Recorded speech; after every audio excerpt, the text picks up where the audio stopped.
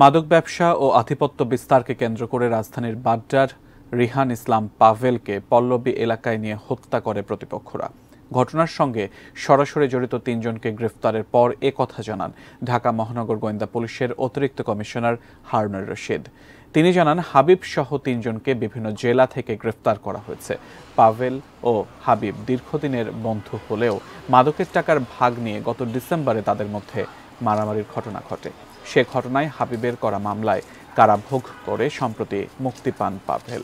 এতে ক্ষিপ্ত হয়ে পাভেলকে হত্যার পরিকল্পনা করেন হাবিব। গত 14 এপ্রিল পহেলা বৈশাখের রাতে পাভেলকে পল্লবীর 12 নম্বরের স্বপ্ননগর আবাসিক এলাকায় নিয়ে যান হাবিব। সেখানে থাকা আরও 5 থেকে 6 জন মিলে ধারালো অস্ত্র দিয়ে পাভেলকে হত্যা করে লাশ পুকুরে ফেলে পালিয়ে যান তারা।